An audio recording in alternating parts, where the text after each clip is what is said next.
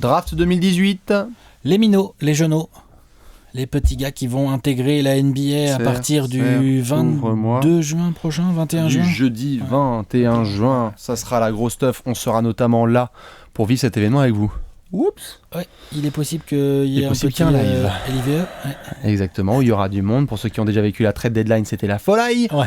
On fera probablement la même chose pour la draft, donc notez-le bien tout de suite dans votre crâne. Jeudi 21 juin, normalement, on fait ça tous ensemble. Sûrement avec nos consultants habituels. Exactement, source C, Ligue Source. Mais pour le moment, Alex, nous sommes en mars et donc on s'est dit ce serait intéressant par rapport à la demande qui est faite, et on a aussi des spécialistes un petit peu NCA et qui s'intéressent aux prospects qui sont partout sur Terre, de prendre quelques gars qui vont être notamment sur la draft 2018 et qui sont les plus attendus. Il y en a pas mal. Petite cuvée. Il y en a pas mal. Ouais, sur le papier, c'est une bonne cuvée. Ce que je trouve intéressant, c'est que c'est une cuvée avec du gros bébé. Avec du poste 4, du poste 5. Il y a quelques meneurs, quelques arrières très intéressants. Bien sûr, on va en parler. Mais je trouve qu'il y a du bébé. Il y a du changing the game bébé. Il y a du NBA ready de 2,10 m dans tous les coins. C'est ça. Et donc, du coup, il va falloir qu'on s'y penche. Alors, évidemment, on sait qu'il y a des spécialistes, etc. On ne va pas faire tous les profils. Il y en a certains qu'on va laisser un petit peu de côté. On a décidé de prendre... on en a pris 8, gentiment. On a pris 8 gars dont on va parler un petit peu. Ce qui permet à ceux qui ne les connaissent absolument pas de faire leur propre recherche pour être prêts pour le mois de juin. Et puis dire, trash talk, qu'ils en parlaient un petit peu aussi. Aujourd'hui, on les voit bien dans le top 10 de la prochaine draft. Voilà, dans le top 10 de la draft. Après, vous connaissez le processus. Fin de saison, loterie. Les équipes ont des besoins différents. T'as déjà un pivot titulaire All-Star. Tu vas pas prendre un pivot ? Non. A priori, non. En même temps, si t'as un pivot titulaire All-Star, normalement, t'es pas trop à la loterie, mais bon. Normalement, t'es pas trop à la loterie. Mais bon, on sait jamais. Donc, du coup, on va partir sur quelques profils. On va garder le meilleur pour la fin, je te propose. C'est-à-dire ? Eh ben, on va commencer par Jaren Jackson Jr. Voilà, ok. Ah oui, Jaren Jackson Jr. Toi, t'aimes bien ? Oui. Tu m'as dit que t'aimais beaucoup ? Oui. Moi, j'aime beaucoup ce joueur. Joueur qui joue, si je dis pas de bêtises, à Michigan. Soyez indulgents, je regarde pas la NCAA tout le temps, mais je regarde quand même un peu. Oui. Jaren Jackson, pivot intérieur qui est capable de jouer version 2010-2020. J'aimerais bien, je sais pas son envergure là, mais il a des bras hyper longs, il doit faire 2m08, 2m10. Ouais. C'est un beau steak déjà pour 19 ans. Ça shoot. Genre 110 kilos. Ça shoot, en tout cas en NCAA, confiant. Il met des 3. Ouais. Et alors moi surtout ce que j'aime bien, c'est son potentiel défensif de taré. Très mobile, il n'y aura pas de problème pour switcher sur les pick and roll. Ça va au contre, genre vénère. Kamikaze un peu. Ouais, peur de rien. Bon en aide, bon en premier rideau, bon en deuxième rideau, bon sur l'homme, peut switcher, couvre beaucoup de terrain. Et en attaque, tu peux jouer pick and roll et pick and pop. Il peut mettre quand même des 3 et il roule. Alors après, il est un peu frustre en termes de QI offensif, c'est-à-dire que... Il débarque. Je sais pas si c'est le gars qui va te faire les extra passes en kick-out dans les corners. Non, il est capable, mais il débarque aussi pas mal. C'est pas un gars qui était sur les radars trop ces dernières années. Il y a un côté brut, il y a un côté diamant brut, on va dire. C'est ça. Mais très c'est ce qui le rend très observé récemment. Extrêmement athlétique. Ouais. Long, comme j'ai dit, bonne détente, bonne mobilité, vraiment très intéressant. Pour moi, il peut intéresser plein d'équipes et franchement, même dans le top 5. Toi, Phoenix, t'es chaud.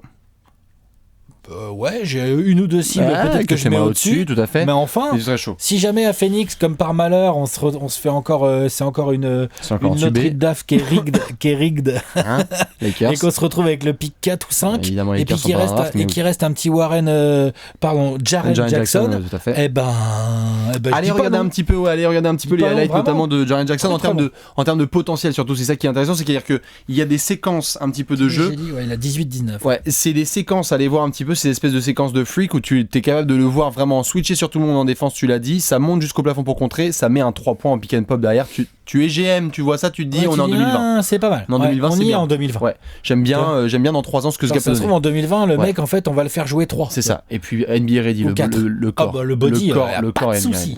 Jaren Jackson Jr., vous pourrez aller checker. Client suivant, attention, monsieur a fait un petit peu la hype de ces derniers temps, monsieur Trae Young. Ah ouais, putain. Alors Trae Young, je t'en parle un peu, tiens, justement, puisque tu t'es occupé de Jaren Jackson. Alors, évidemment, les comparaisons sont faites avec Steph Curry. Cette année, lui doucement, il est à 28 points de moyenne. C'est ça, quoi, c'est un malade. Du côté d'Oklahoma, alors, doucement sur les comparaisons avec Stephen Curry, les comparaisons ont été faites parce que capable de shooter de 8-9 mètres en point de transition, en sortie de dribble, tout ça, en pull-up et tout. Exceptionnel, etc.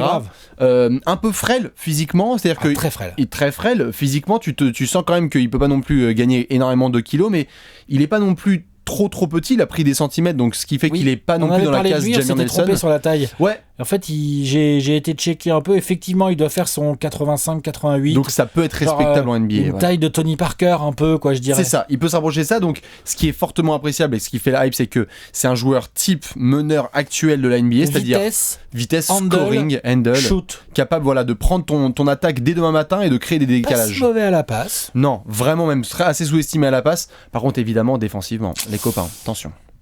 C'est-à-dire que là, si tu donnes d'un côté du terrain, de l'autre, il y a du boulot.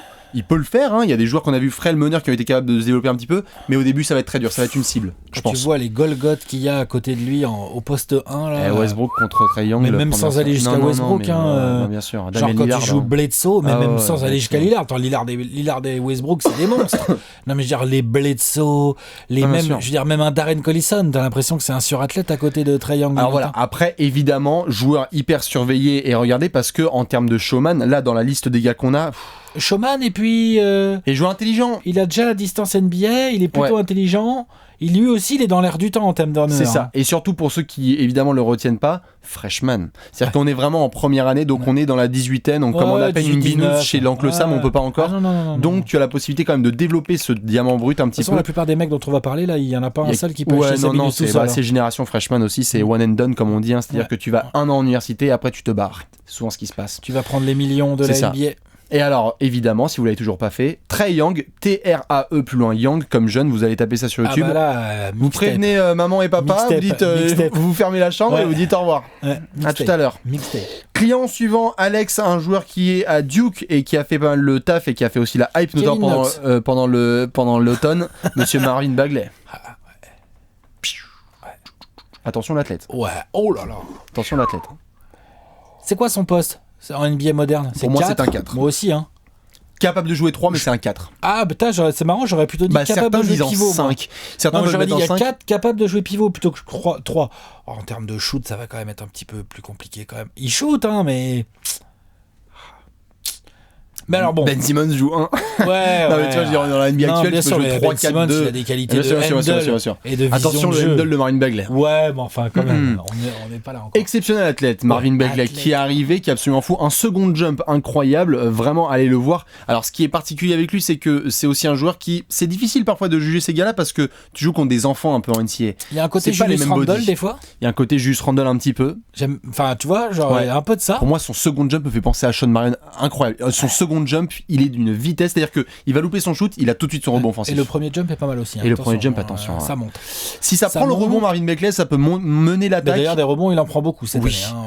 Ça peut mener la contre-attaque et cartonner. On a un profil bon scoreur, très bon scoreur en NCAA, gros rebondeur. Ouais.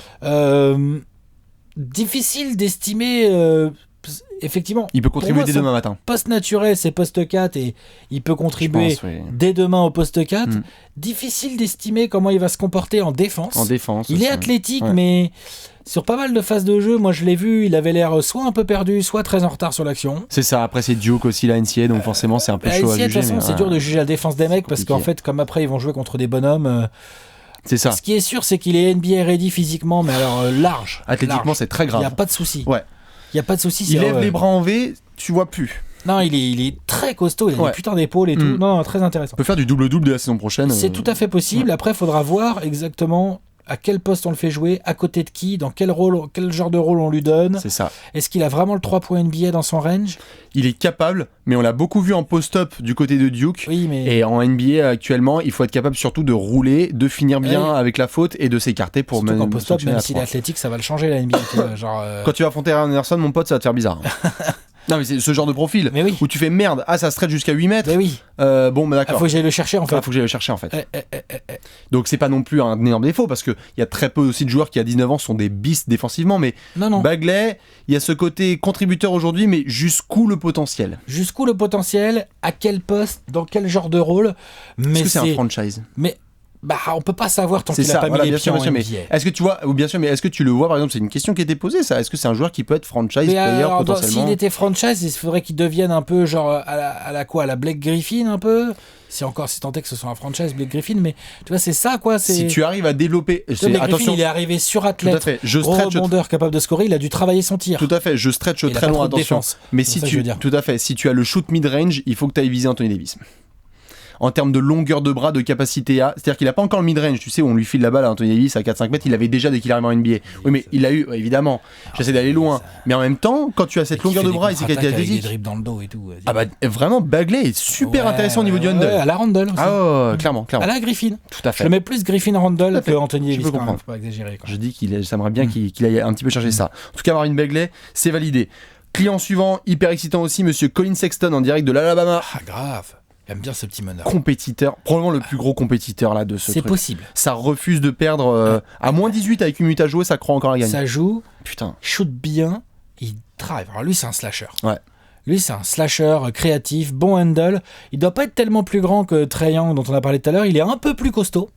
Il a un peu plus de muscles, un peu plus sec, tu vois, il est un peu plus...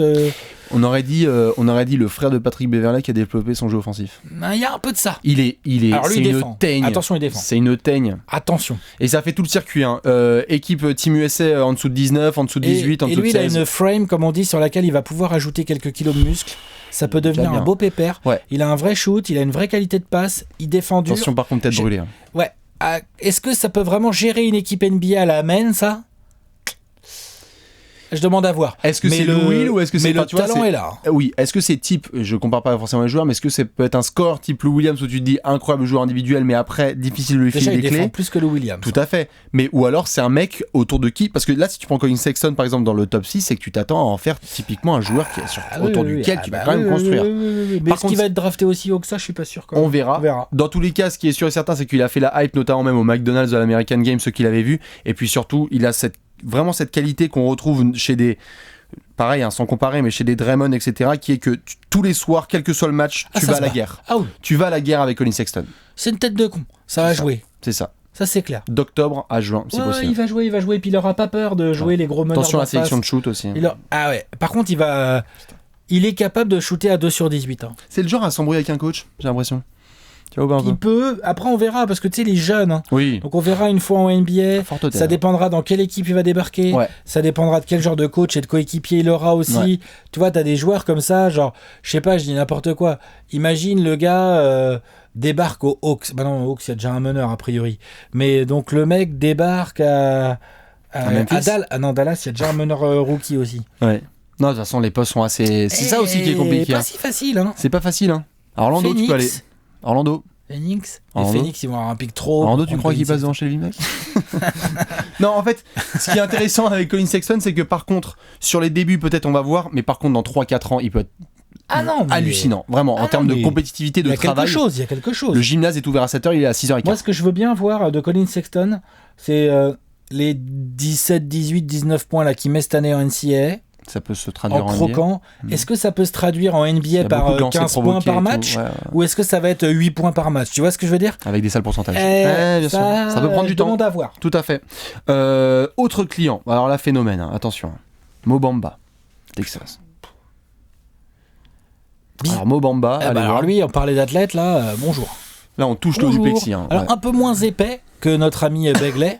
Ou que notre ami qu'on a cité tout au début, Jaren Jackson, c'est un peu plus longiligne. Hein. Ça reste costaud, hein. Bamba. Ce que je veux dire, bras tendu, c'est plus que Gobert, je pense. Lui, c'est 2m13 ou quelque chose comme ça. Ah ouais. Il doit encore être qu'à 100, 105 kilos, tu vois. Genre, il est pas encore. Je crois que l'envergure est pire que Gobert. Genre, c'est possible, il est très très long. C'est terrible. Il a une détente.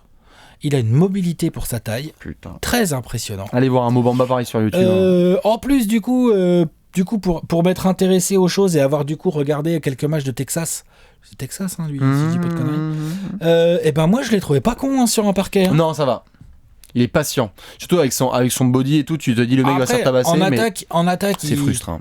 Ah ouais, par contre, c'est dur. En défense, alors le mec, donc commençons par le bon. En défense, c'est vrai qu'en deuxième rideau, Ça prend beaucoup de place. C'est terrible. Il va faire un nombre de... Et puis alors, au rebond, il s'en fout des écrans. De toute façon, même s'il est derrière, il peut choper la balle au-dessus, comme ça. Là, il s'en fout. Envergure, c'est terrible. Envergure, il est incroyable. Il a vraiment de la détente, de la longueur. Il run en contre-attaque. Oui, il n'y a pas de souci. Est-ce que c'est un peu trop top 6, tu vois? Le problème, c'est que à aujourd'hui, s'il ne progresse pas en attaque, ben voilà. Le plafond, c'est quoi pour Mo Bamba? C'est ça un peu. C'est DeAndre Jordan. Hein. Il faut progresser en attaque. Alors, voilà, il faut progresser en attaque. Et DeAndre Jordan, c'est un beau plafond déjà, attention. Ah, bien sûr, mais bon. Ça peut être Biombo aussi. Texas. Mais il a fait Texas AM, je crois. Oui, tout à fait. Mais c'est juste, voilà, c'est ce genre de diamant où s'il tombe dans le bon endroit et il est bien responsabilisé, il peut devenir ouf. Mais s'il tombe dans une franchise qui va le laisser un peu en. Faut y aller doucement avec Mo Bamba. Faut pas avoir forcément besoin de le foutre titulaire tout de suite.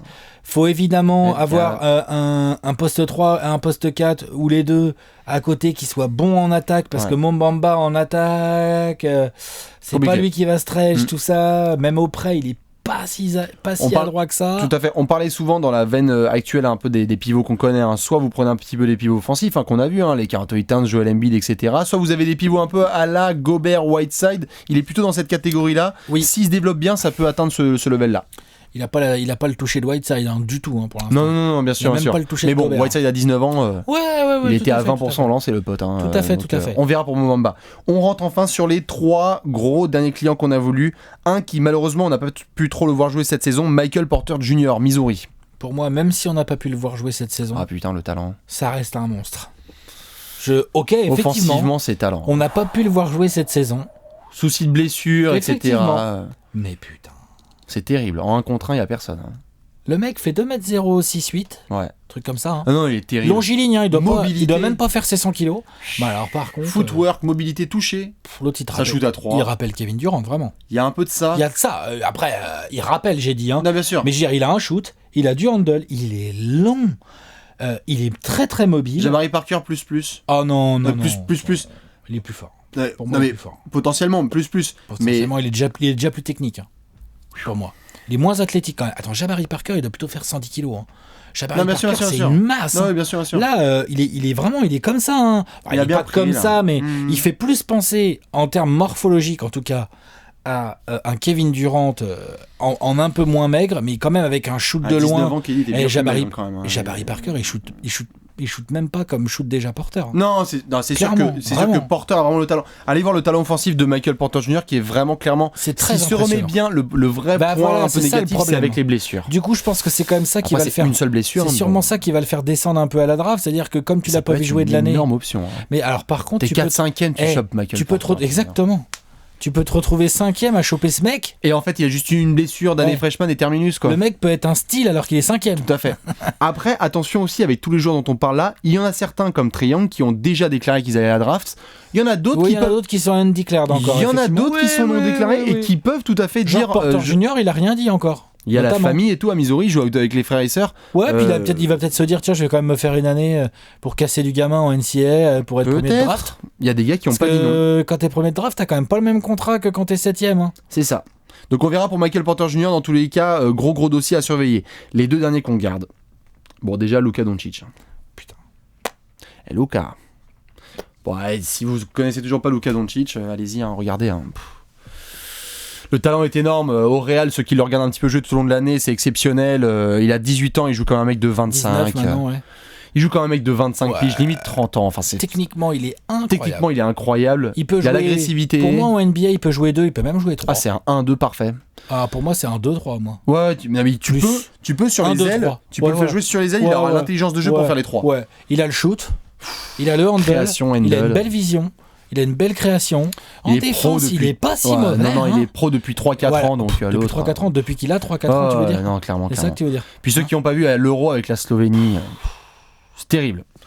C'est terrible. Très fort. Ouais. Qui est forcément laissé un peu de côté parce que chez les Américains, ils sont un peu genre. Beaucoup ont dit oui, ça va être le numéro 1 de draft, tout ça. C'est possible, mais c'est pas sûr. Ça va dépendre aussi de qui va choper le first pick. C'est ça. Parce que t'as quand même des équipes. Parce qu'il est en duel avec un mec qui est pas son poste. Il est en duel avec un mec qui est monstrueux également et qui n'est pas du tout au même poste. Et donc t'as certaines équipes qui vont avoir plus intérêt à prendre un Doncic et d'autres équipes qui vont avoir plus intérêt à prendre un Ayton, pour ne pas le citer. Pour le pas citer. Je pense par exemple, regarde, tu regardes aujourd'hui dans les équipes les Hawks, qui peuvent avoir le first pick. Tu prends plutôt DeAndre Ayton ou tu prends plutôt Luka Doncic? Ça discute, on va dire. Ça discute, je prends Ayton, mais s'ils prennent Doncic, c'est pas non plus. Mais en tout cas, dans les équipes qui sont en dessous, tout à fait, t'es Phoenix. Phoenix, t'as plus envie de prendre Ayton, limite. Plus envie de prendre Ayton. C'est pas que tu veux pas de Doncic, mais enfin, Booker. Memphis, c'est réglé. Memphis, pour moi, c'est Ayton. Ah, Memphis, oui, bien sûr, je pense plutôt le Doncic aussi. Mais tu vas voir, Orlando aussi, tu prends Doncic. Enfin, il y a différentes possibilités. Dans tous les cas, juste pour revenir un petit peu sur le dossier de Luka, les petits points d'interrogation, c'est évidemment que tu es quand même si c'est un bon athlète, qui est capable de monter à l'arceau, etc., et d'avoir une bonne mobilité. La vitesse latérale, peut-être. Ouais, ça va lui faire tout drôle, mais il peut s'adapter. Tiens, tout à fait, tout à fait, mais si tu dois jouer dès demain les Oladipo, Bradley Beal, etc. de ton poste, ça va lui faire tout drôle.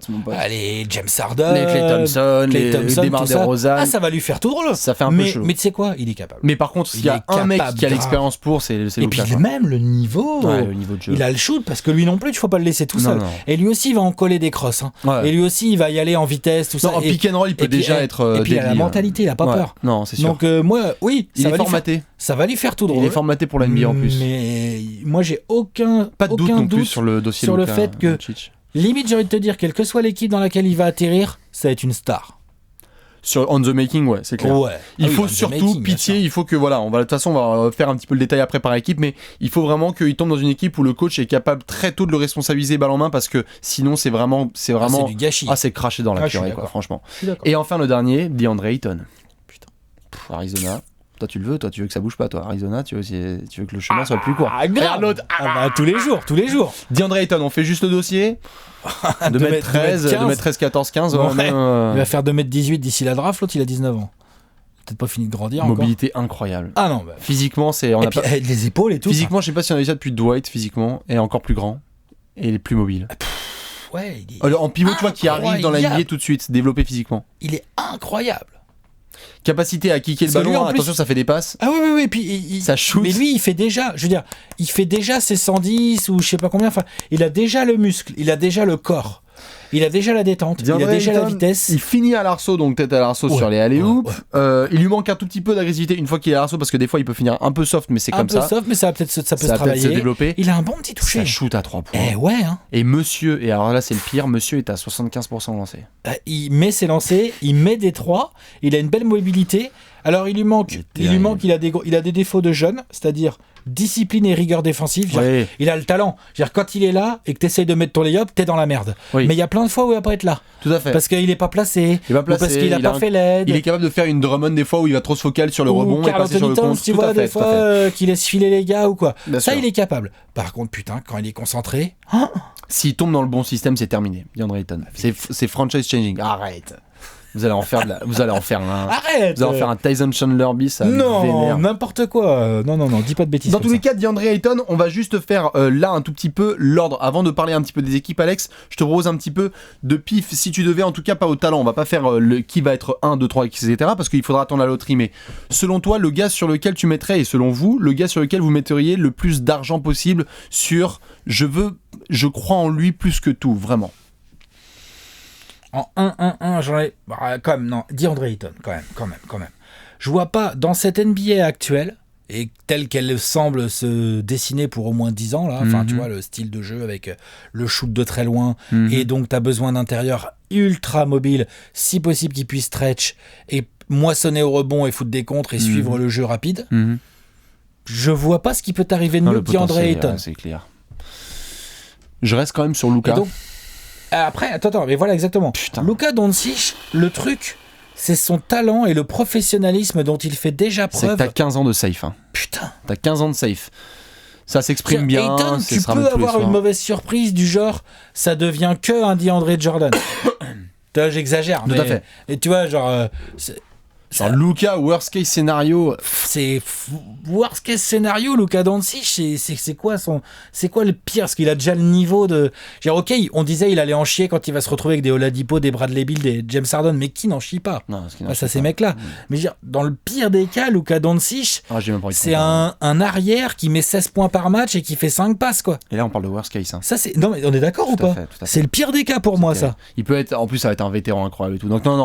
Honnêtement, je partirais sur Luka, moi perso. mais après, s'il y a des gens qui mettent toute leur thune sur les Begley, etc., il y a plein de gens sur Trae Young et Begley. Putain, on l'a bien laissé quand même de côté. Je dis pas non, tu vois, on parlait d'intérieur à Phoenix, je dis pas non. Ouais, tout à fait. Marvin Begley, tu sais quoi, même un Jaren Jackson ou un Mohamed Bamba, je dis pas non, tu vois. Justement, attention. On va y venir. Après, ça va dépendre des besoins des équipes en fonction de leur pic. Exactement. Il y a quand même une loterie. On va faire le point un petit peu sur ces équipes-là. On va les faire un petit peu de 1 à 10. Juste avant, juste pour vous le rappeler en point information, on va faire les profils complets sur Trash Talk sur le site. On va faire le profil complet de tous les joueurs. Un article par joueur. Et des pavés. À partir de 30 jours avant la draft, comme on fait tous les ans. Ouais, c'est ça. Je suis sûr que la plupart des gens qui regardent cette vidéo ont déjà lu nos profils. Le savent exactement, donc vous aurez toutes les informations. Mais nous, on va un petit peu se pencher. On a le tableau là qui est là. Si tu es Phoenix, qui tu prends en 1 voilà, si t'es en 1, a priori, le poste 1, le first pick, il va être pour Phoenix ou pour Memphis ou peut-être pour Atlanta. On verra, moi je te dis, partons en tout cas sur le fait que si tu es 1.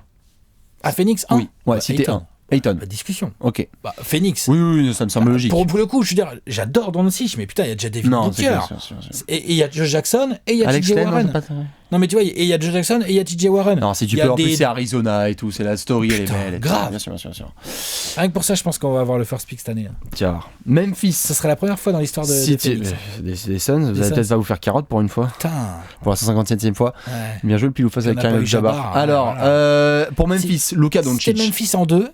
C'est Memphis en 1. On fait pour toutes les franchises, c'était Memphis en 1. Ah, Memphis en 1, de toute façon, tu prends Luka Doncic, t'as Marc Gasol, pivot. Tu veux prendre quoi d'autre? Tu prends le risque Michael Porter? Non, je pense pas. Tu prends le risque Michael Porter ou pas? Moi, je pense que tu prends Luka quand même. Moi, je pense aussi. Mais tu sais, Chris Wallace, il est bizarre. Ouais. Attention au GM aussi. Chris Wallace, il est bizarre, l'autre. Ryan McDonough aussi. Oui, c'est pas si minable, ces drafts. C'est pas si minable. Ça va. C'est mieux que ces trades. Putain. Si je peux me permettre. Atlanta en 1. Si nous on est en 1, je pense que vraiment on prend Ayton, quoi qu'il arrive. Ah bon? Ouais.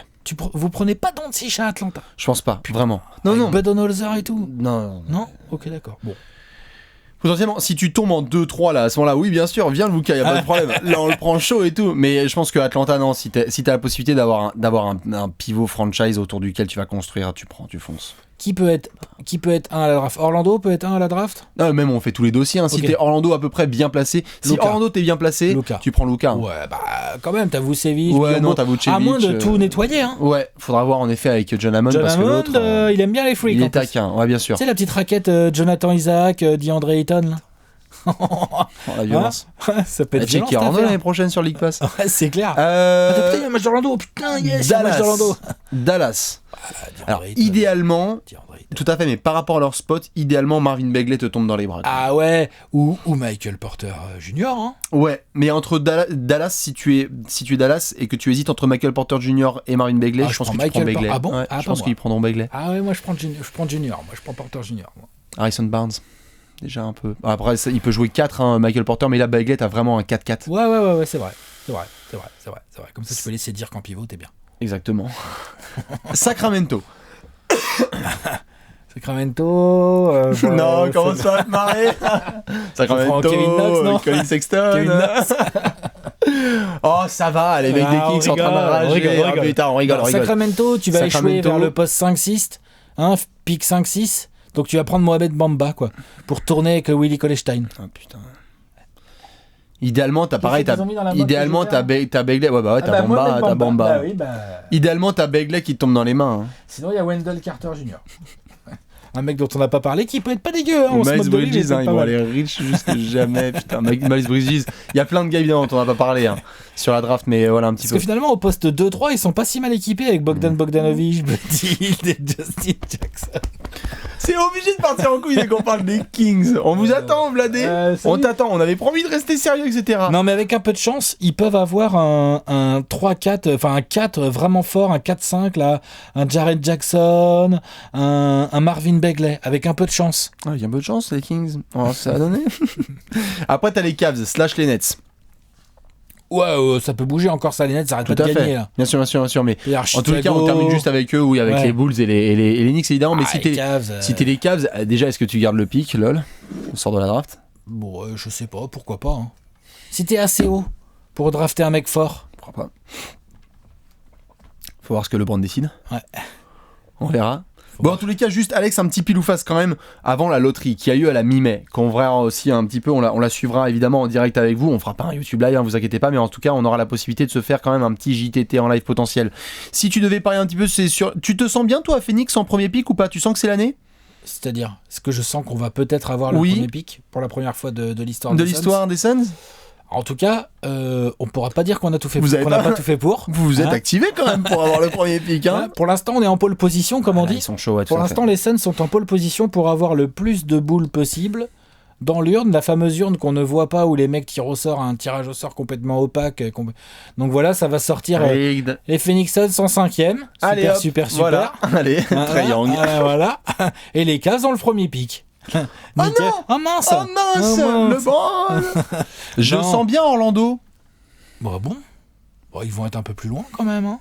Les balles de ping-pong, je vous fais confiance. Non, putain, faut aider les équipes qui ont mérité, quoi. Pour moi, cette année, c'est pour les Grizzlies, c'est pour les Hawks ou c'est pour les Suns. Moi, franchement, je pense qu'on va être 2 bien comme il faut, tu vois, Atlanta. Bah, c'est bien. Et moi, je suis super chaud. Moi, si je suis 2 avec les Suns, je serais content, tu vois, faut pas non plus exagérer. Tu vois. Non mais c'est vrai, franchement. On verra ce que ça va donner. Dans tous les cas, juste, il y a évidemment plein de joueurs qu'on n'a pas mentionnés.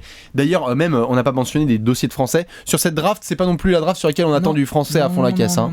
C'est un peu compliqué. La suivante, on verra avec ses coups de mouilla. Il y a plein de joueurs intéressants. Tout à l'heure, j'ai cité Warren Jackson. Miles Bridges.